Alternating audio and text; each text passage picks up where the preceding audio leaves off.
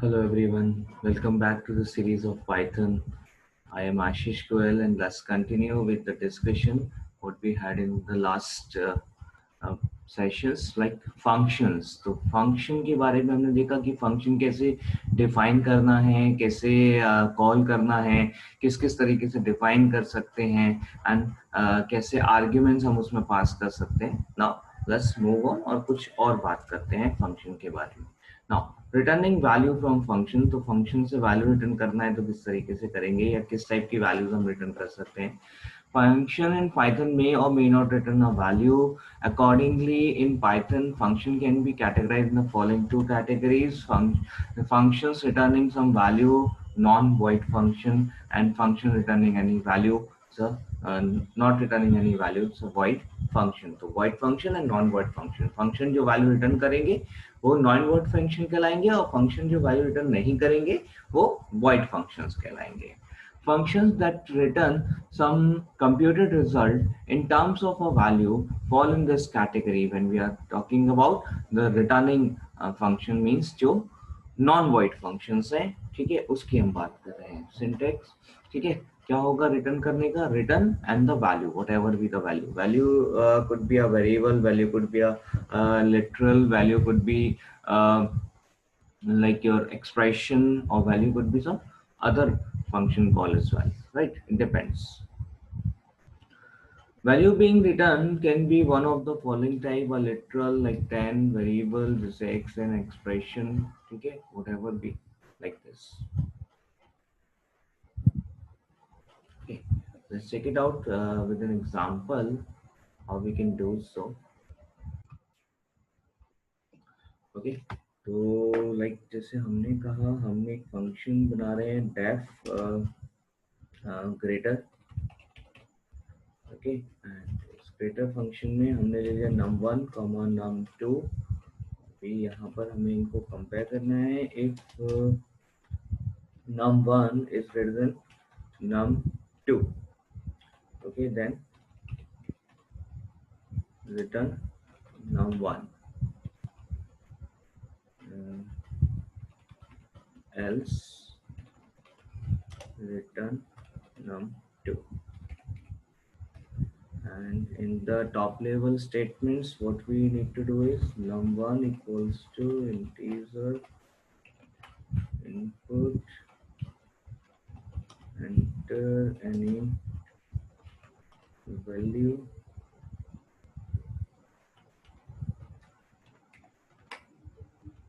num2 आ गया. यहाँ पर num2 हमने डाल दिया, तो num2 को रीड कर लेंगे. दोनों वैल्यूज हमारे पास रीड होकर आ गई. अभी ग्रेटर मेथड कॉल किया एंड ग्रेटर मेथड में हमने क्या पास किया?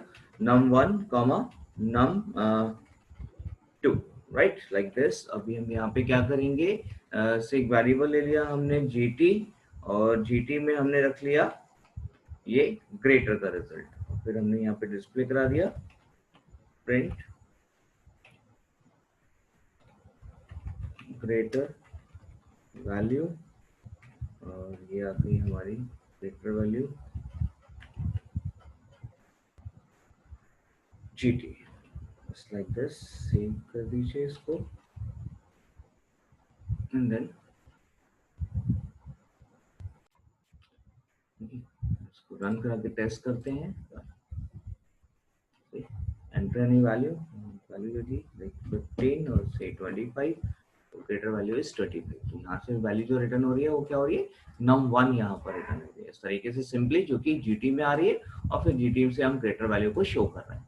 ठीक है, इसमें एक चीज और है, यहाँ पर अगर आप एल्स नहीं भी लगाएंगे तो चलेगा. रीजन क्या है? क्योंकि यहाँ पर क्या होगा कि जो आपका रिटर्न फंक्शन है, ये जो रिटर्न स्टेटमेंट है, ये तब चलेगा जब ये वाला कंडीशन ट्रू होगा.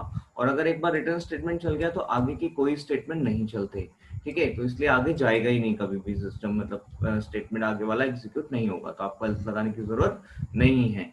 ठीक है, अगर आप यहाँ पे ये कंडीशन फॉल्स हो जाएगी तो ये पूरा का पूरा स्किप हो जाएगा और सीधा हम num2 में पहुंच जाएंगे, तो भी हमें एल्स लगाने की जरूरत नहीं है. तो हम यहाँ पर एल्स को ओमिट कर सकते हैं, all your choice.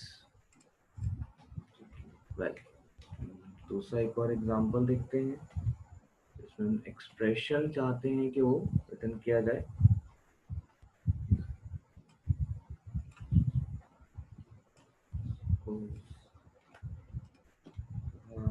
def sum। और हम यहाँ पे क्या कर रहे हैं, num1 प्लस num2 तरीके से सिंपली हमने क्या किया, print sum equals to and sum num1 comma num2, like save किया, रन कराया। ठीक है, वैल्यू दी 25, 15, ये हो गई 40। ऑलराइट, इस तरीके से तो आप एक्सप्रेशन भी रिटर्न करा सकते हैं और वैल्यू भी रिटर्न कर सकते हैं, वेरिएबल भी रिटर्न कर सकते हैं, ऑल योर चॉइस। तो like this you can create a basic method with returning some value. All right, so let's continue. Now, important points. When a function called which returning a value, the returned value is made available to the caller function program by internally substituting the function call statement. ठीक है, तो जहाँ पे function call statement होगी उसकी जगह पर उसकी value, return value जो है वो आ जाएगी, और वो return value function call जिस फंक्शन के थ्रू हमने किया है, हम कॉलिंग फंक्शन या प्रोग्राम कह रहे हैं, ठीक है, या कॉलर फंक्शन या प्रोग्राम कह रहे हैं, वहां पर हमें अवेलेबल हो जाएगी। The return value should be used in the caller function program or used, then Python will not report any error. ठीक है, अगर हमने उसे यूज नहीं किया तो पाइथन कोई एरर नहीं शो करेगा, बल्कि जो रिटर्न वैल्यू है वो वेस्ट हो जाएगी, मतलब वो यूज नहीं होगी, दैट्स इट। ठीक है, मतलब कहीं भी कोई एरर नहीं आएगी अगर आपने रिटर्न वैल्यू को यूज नहीं किया है तो, लेकिन अगर रिटर्न वैल्यू को आप यूज करते हैं तो वो ज्यादा बेटर होगा, अगर आप यूज नहीं करेंगे तो वैल्यू वेस्ट हो जाएगी। The return statement always ends the function even if it is written in the middle of the function. जैसे कि अभी हम बात कर रहे थे, तो अगर आपने इफ के बाद रिटर्न लगाया था तो उसके बाद एल्स की जरूरत नहीं, क्योंकि रिटर्न अगर एग्जीक्यूट हुआ तो that is end of the function, function के रेस्ट स्टेटमेंट एग्जीक्यूट नहीं करेंगे। ठीक है, the function that perform any operation or do any task but do not return any value to the caller function are called the void function. Function those don't return any value is known as the caller function. ठीक है, तो sorry, void functions, right? We can use return statement in the void functions also, ठीक है, but there we can use only return। ठीक है, केवल return हम use कर सकते हैं बिना किसी value या expression के। ठीक है, that return is just for saying कि yes we are returning from the function, means rest of the statement will not going to execute, right? So let's check it out this with an example how we can do so। ठीक है, और जब ये कुछ return नहीं कर रहा होता है तो बेसिकली क्या करता है, एक्चुअली नन रिटर्न कर रहा होता है। तो जैसे भी हमने यहाँ पे एग्जांपल बनाया था ग्रेटर वाला, उसी को हम यहाँ पे टेस्ट करते हैं दोबारा से। हमने क्या करना है, हमने ग्रेटर वाले एग्जांपल में यहाँ पर अभी हम रिटर्न नहीं कर रहे हैं, बल्कि हम क्या कर रहे हैं, प्रिंट एंड ग्रेटर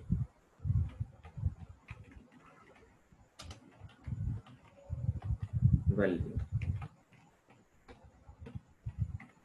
शो कर दिया num1। ठीक है, फिर लगाया हमने एल्स और सेम स्टेटमेंट यहाँ पे हमने रख दिया for num2। Now this is not going to return any value, तो यहाँ पर आपको सिंपल दो नंबर्स लेकर से पास करना है बस, और नहीं कराना है, रन कराते हैं। ठीक है, तो हमने यहाँ पे कुछ वैल्यूज ले ली लाइक दिस। ठीक है, तो 67 इज ग्रेटर, ये हमें वापस मिल गया, तो ग्रेटर वैल्यू मिल गई 67। तो यहाँ पे क्या हुआ, वैल्यू कुछ भी रिटर्न नहीं हो रही है, लेकिन अगर आप चाहें तो यहाँ पर रिटर्न लगा सकते हैं कि अगर इफ चलेगा तो रिटर्न हो जाएगा, अदरवाइज लास्ट में यहाँ से रिटर्न हो जाएगा। And again this is the same thing. Okay, semicolon यहाँ पे जरूरी नहीं है लगाया जाए, बट यस लगा भी सकते हैं, तो लगा सकते हैं, बट बहुत पुरानी आदत है तो सी से, तो इसलिए वो लग जाता है। बट आप इसे इग्नोर भी कर सकते हैं और लगा भी सकते हैं, all your choice, not an issue at all. Right, तो वेल रिटर्न हमने यहाँ लगाया है। तो रिटर्न लगाने के बाद जैसे कि पिछली बार हमने देखा कि एल्स की जरूरत है, तो ये सपोज यहाँ पर भी एल्स की जरूरत नहीं है, आप बस सीधा रिटर्न लगा सकते हैं। ठीक है, रिटर्न के बाद सीधा ये प्रिंट कर सकते हैं, then also you can write the return statement as well. ठीक है, आउटपुट में कोई डिफरेंस नहीं आएगा, ये तरीका थोड़ा सा चेंज हो जाएगा बस। ठीक है,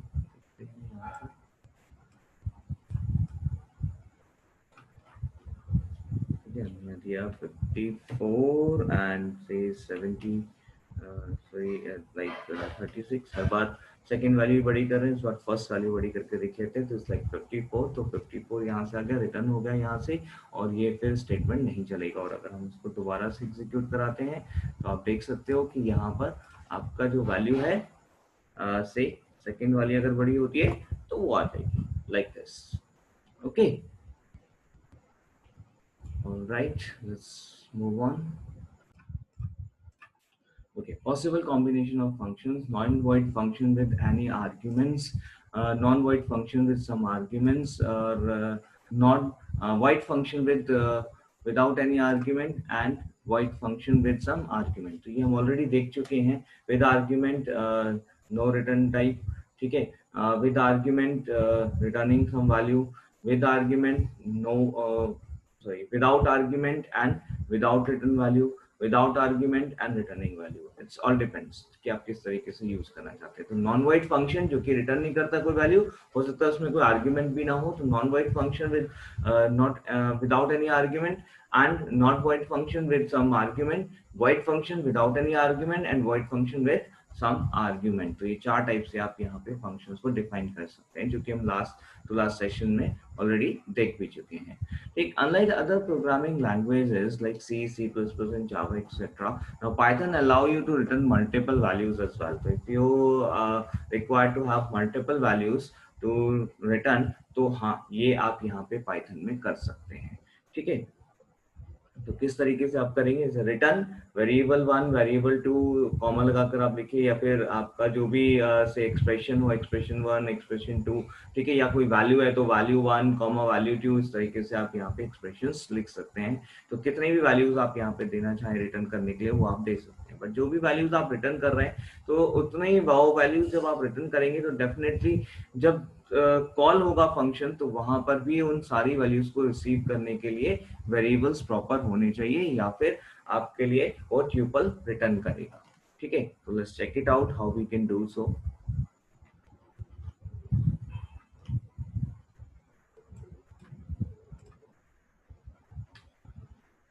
ऑलराइट, तो यहाँ पे जैसे हमने ग्रेटर लिया है, सपोज अभी हम यहाँ तीन नंबर्स के साथ काम कर लेते हैं, नंबर 3 और यहाँ पर ले लिया। नंबर 3 में हम चाहते हैं कि तीनों नंबर्स हम यहाँ पे देखें और उसमें से ग्रेटेस्ट और लोएस्ट निकालें, तो कौन सा ग्रेटेस्ट है कौन सा लोएस्ट है वो हमें चाहिए। ठीक है, तो हमने यहाँ पे क्या किया, नंबर 1 एंड नंबर 2, ठीक है, जैसे एंड के साथ यहाँ पे हम यूज कर रहे हैं number 1 is greater than number 3। ठीक है, हम तीन नंबर्स यहाँ पे अभी लेके चलेंगे, नंबर 3।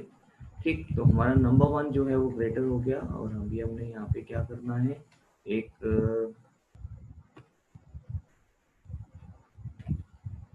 GT 0 और LT इक्वल्स टू 0।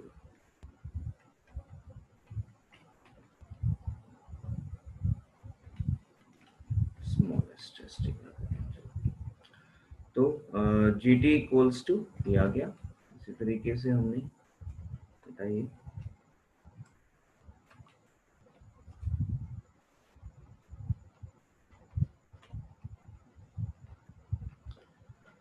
फाइन। अभी हमें यहाँ पे 2 को चेक करना है, 3 से एल शिफ्ट लगाया हमने एलिफ, और ये हो गया हमारा 2, और नेक्स्ट हो गया हमारा एल्स। तो इस तरीके से हम यहाँ पे ग्रेटेस्ट वैल्यू ढूंढ पा रहे हैं, ये हो गया हमारा 3, ये ग्रेटेस्ट वैल्यू हमारे पास आ गई जीटी में। इसी तरीके से हमें स्मॉलेस्ट वैल्यू को ढूंढना है, तो स्मॉलेस्ट वैल्यू ढूंढने के लिए हमने क्या किया, फिर से एक इसी टाइप से कोड लगाया। ठीक है, सेट ऑफ 4, इसमें हमने क्या किया, चेक किया whether n1 is less than num2 and num1 is also less than num3। तो इस तरीके से हमने यहाँ पे दोनों में कंपैरिजन किया और यहाँ पे हमने मिल गया st स्मॉलेस्ट वैल्यू, फिर हमने देखा यहाँ पे num2 को इसमें छोटा कर दिया स्मॉलेस्ट वैल्यू, और फिर यहाँ पे स्मॉलेस्ट वैल्यू आ गई आपकी 3। तो अभी हमारे पास स्मॉलेस्ट वैल्यू है और हमारे पास में जो ग्रेटेस्ट वैल्यू है वो भी है। अब हम रिटर्न कर रहे हैं यहाँ पर, तो देखिए रिटर्न कैसे करेंगे, रिटर्न, ठीक है, greatest value, smallest value and difference. तो डिफरेंस हमने रिटर्न किया जीटी माइनस एसटी, दोनों का डिफरेंस हमने यहाँ पे रिटर्न किया। तो हम ये तीन चीज यहाँ रिटर्न कर रहे हैं।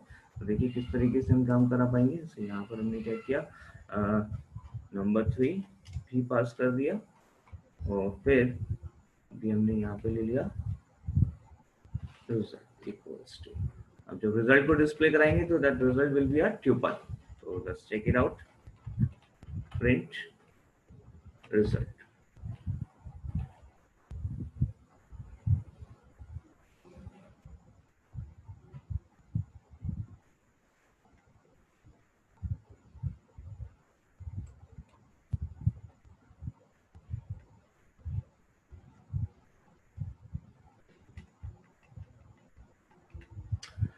ऑलराइट, इसको सेव कीजिए, कंपाइल करते हैं, इसको रन कराएंगे। रन कराया हमने यहाँ पर, देखिए आउटपुट आ रहा है आपका।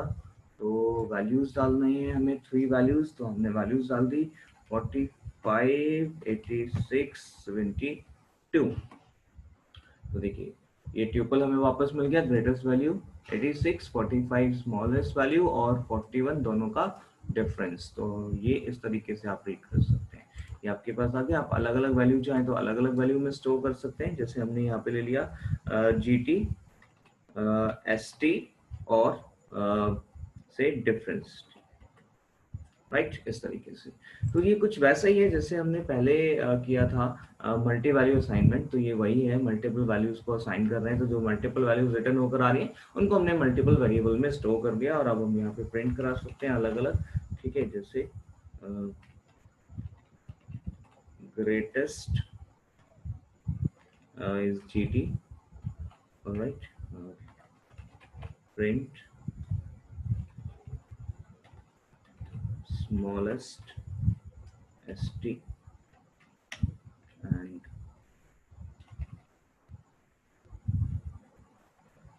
finally smallest or difference।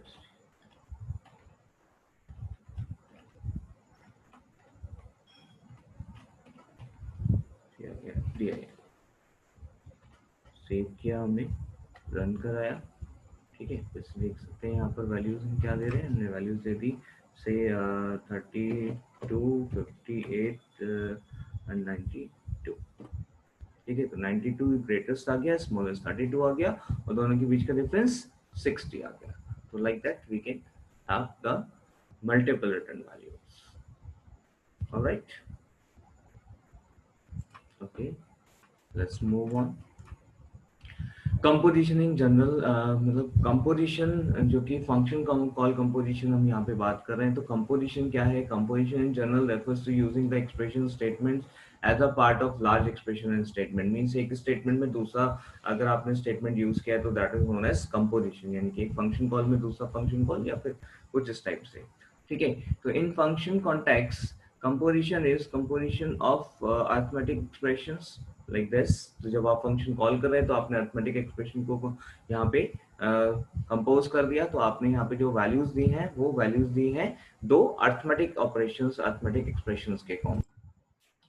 Next is composition of logical expressions, like आपने दिया ए और बी। तो अगर आपने यहाँ पे टेस्ट करने के लिए भेज रहे हो कोई भी वैल्यूज है, लाइक ए और बी जो भी वैल्यूज आ रही है, तो ट्रू और फॉल्स आप यहाँ पे भेजना चाह रहे हो तो लाइक ए और बी आप लिख सकते हो। या नेक्स्ट है कंपोजिशन ऑफ फंक्शन कॉल्स। तो फंक्शन कॉल कंपोजिशन से एक्चुअली फंक्शन कंपोजिशन कहेंगे। जैसे हम इंट के अंदर क्या लिख रहे हैं, इनपुट लिख रहे हैं, तो इनपुट का जो वैल्यू आएगा वो इंटीजर को पास हो जाएगा, इन फंक्शन को पास हो जाएगा।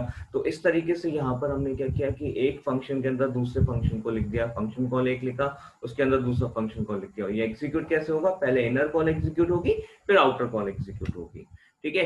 तो एवरेज फंक्शन जैसे हमने किया, तो यहाँ पे सम हमने कॉल किया, पहले सम होगा यहाँ पे समीशन एक्स वाई का, और फिर जो सम का रिजल्ट आएगा वो एक वैल्यू और दूसरी वैल्यू 2 के साथ एवरेज फंक्शन कॉल होगा। It's like this.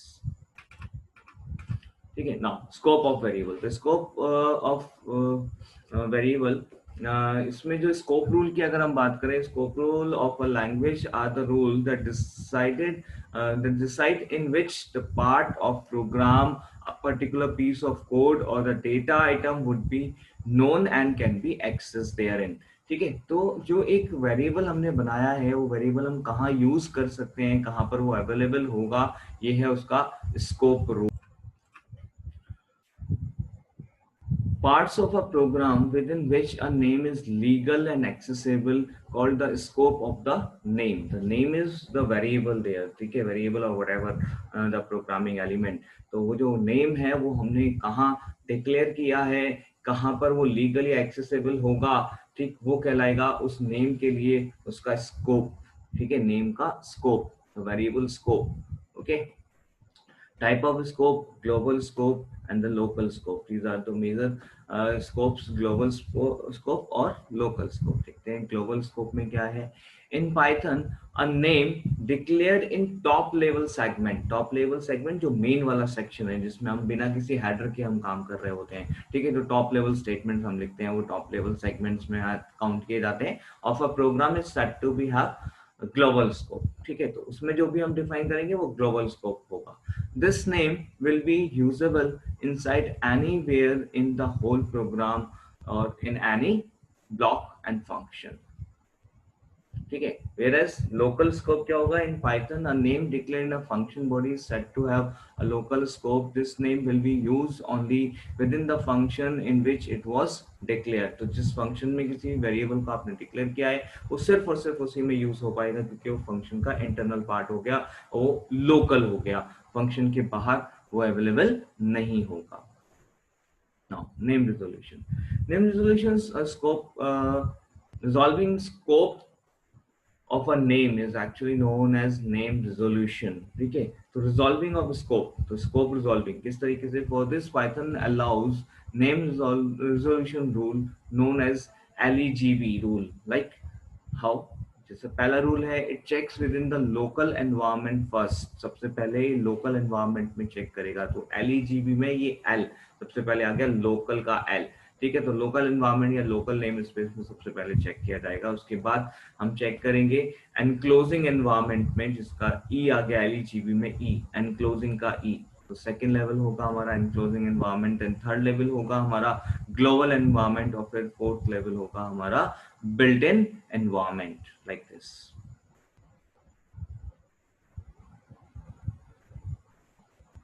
ओके, तो सबसे पहले लोकल एनवायरनमेंट, मतलब आपने एक फंक्शन आया है, फंक्शन के अंदर कोई वेरिएबल है, तो दैट इज लोकल एनवायरनमेंट। फिर सपोज वो फंक्शन किसी और फंक्शन में है, सो ये ऐसा हो सकता है पाइथन के अंदर कि आप एक फंक्शन में फंक्शन डिफाइन कर सके। पाइथन इज द ओनली जो कि ये चीज अलाउ करती है, राइट। एंड फंक्शन हो सकता है किसी क्लास में डिफाइन किया गया हो, तो फंक्शन तो हो गया लोकल एनवायरनमेंट और क्लास हो गया एनक्लोजिंग एनवायरनमेंट। और अगर क्लास के बाहर हमने फंक्शन प्रोग्राम में कुछ वेरिएबल डिक्लेयर किया है, जो कि हम कह रहे हैं कि हमने मेन वाले सेक्शन में या जो हमारा टॉप लेवल सेक्शन है उसमें हमने डिक्लेयर किया है कोई वेरिएबल, तो वो ग्लोबल एनवायरनमेंट हो गया। उसके बाद फिर बिल्ट इन एनवायरनमेंट, तो जो बिल्ट इन, जैसे हम इंट नाम का फंक्शन यूज कर रहे हैं या फिर इनपुट नाम का फंक्शन यूज कर रहे हैं, तो वो हो गया आपका बिल्ट इन एनवायरनमेंट। तो लाइक दैट, इस तरीके से आपका यहाँ पे नेम रेजोल्यूशन प्रोसेस फॉलो होता है। तो पहले लोकल, फिर एनक्लोजिंग, फिर global, and then the built in environment, right. 1 2 3 and then 4, fine, like this. Okay, let's check this with an example. Say here we have an example, very simple example। Suppose हमने यहाँ पे result लिया है, that result is a local variable, ठीक है, and that will not available here only। अगर मान लीजिए हम यहाँ पर RES को यूज करने की कोशिश करेंगे तो वो यहाँ पे यूज नहीं हो पाएगा। that simple, ये यहाँ पे शो कर रहा है कि local variable किस तरीके से काम करेंगे।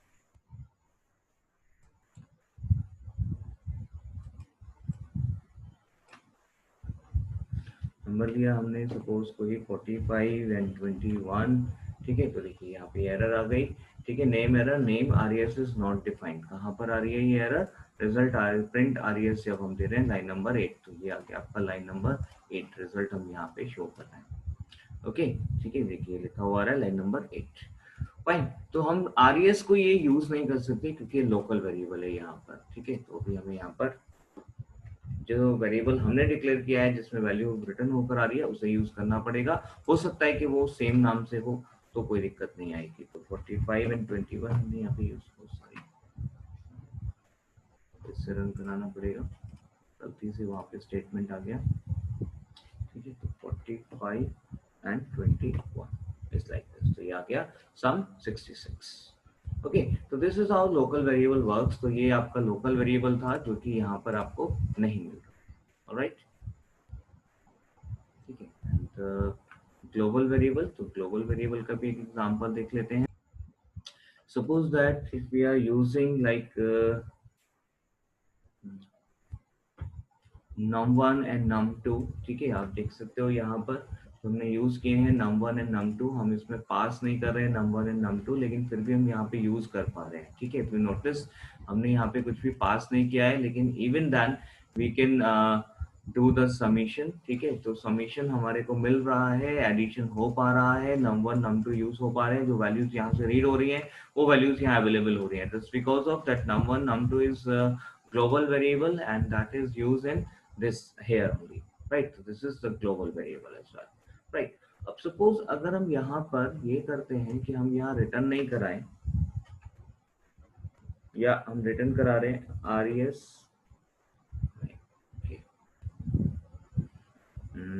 ओके, वेट पहले थोड़ा सा यहाँ देख लेते हैं ग्लोबल स्टेटमेंट। नेक्स्ट यहाँ पे ग्लोबल स्टेटमेंट, तो अभी तो ये हो गए ग्लोबल वेरिएबल और ग्लोबल लोकल वेरिएबल। अब बात आ रही है ग्लोबल स्टेटमेंट की, तो मतलब हम एक्सप्लिसिटली ग्लोबल लिख करके किसी वेरिएबल को या किसी मेंबर को, किसी नेम को ग्लोबल बना रहे हैं किसी पर्टिकुलर फंक्शन के अंदर, यानी कि हम ये बता रहे हैं कि नहीं ये यहाँ का नहीं बाहर का ही वैल्यू वेरिएबल है, राइट? तो वो क्या चीज है वो यहाँ पे हम देख लेते हैं। तो ग्लोबल वेरिएबल, ठीक है, the global statement is a declaration which stated that the listed identifier are the part of the global namespace environment, right? So let's check it out this. Okay, so let's check this. सही, हमने यहाँ पे क्या किया, RES 0 एक variable ले लिया, ठीक है, और अभी हम यहाँ कोई रिटर्न नहीं करा रहे क्योंकि हमारे पास ग्लोबल वेरिएबल है RES। तो हमने यहाँ पे क्या किया, RES में ही वैल्यूज को स्टोर कर दिया num1 num2 num1 plus num2, ठीक है, जो हमारे पास यहाँ पर ये वैल्यूज आ रही है।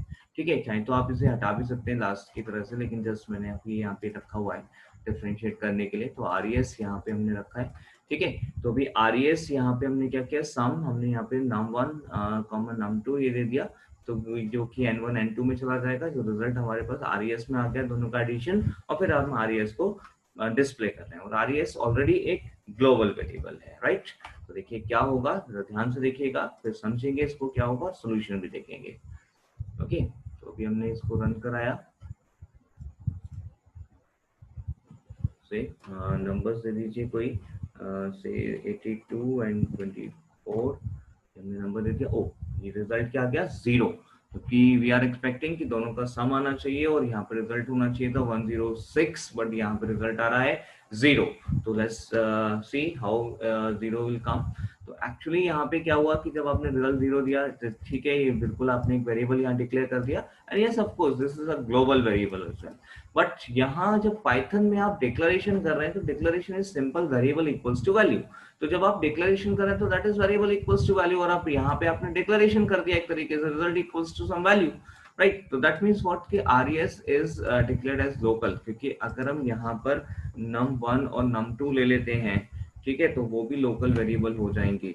ठीक, नाम सेम होने से ये फर्क नहीं पड़ता। तो नाम सेम है, अगर हमने यहाँ पे num1 में पास कर दिया और num2 में पास किया है, तो इस तरीके से num1 num2 ये जो दो वेरिएबल्स हैं और num1 num2 ये जो दो वेरिएबल्स हैं, ये दो अलग अलग स्कोप वेरिएबल्स हो जाएंगे। एक सम के अंदर डिक्लेयर वेरिएबल है और ये मेन के अंदर डिक्लेयर वेरिएबल है, टॉप लेवल सेगमेंट में डिक्लेयर वेरिएबल्स हैं। ये लोकल वेरिएबल और ये ग्लोबल वेरिएबल। इसी तरीके से ये RES भी यहाँ लोकल वेरिएबल हो गया और ये RES यहाँ पे ग्लोबल वेरिएबल हो गया। क्योंकि जब स्कोप रूल हमने फॉलो करना है, तो स्कोप रूल जब ये फॉलो करेगा, तो आपने देखा स्कोप रूल में सबसे पहले कहाँ चेक हो रहा है, लोकल स्कोप में चेक हो रहा है। तो लोकल स्कोप में RES मिल गया, बात खत्म, आगे जाने की जरूरत ही नहीं है। तो ये ग्लोबल वाले RES को कभी एक्सेस नहीं करेगा। ठीक, अब हमें इसे ग्लोबल है ये बताना पड़ेगा, तो उसके लिए हमें क्या करना पड़ेगा, यहाँ स्टेटमेंट लिखना पड़ेगा global res, right? Now this function knows that there is a variable res in the global scope already, so this function is not going to declare a new variable res, rather this is use the same res which is already there in the global scope, right? So let's check it out. हमने इसको run कराया, ठीक है, same values फिर से देते हैं 82 and 24, तो ओह सॉरी, हमने यहाँ पे num1 num2 चेंज कर दिया था, ये हमने चेंज नहीं किया, इसको चेंज करना पड़ेगा num1 num2, राइट, सेव किया, फिर से रन कराते हैं,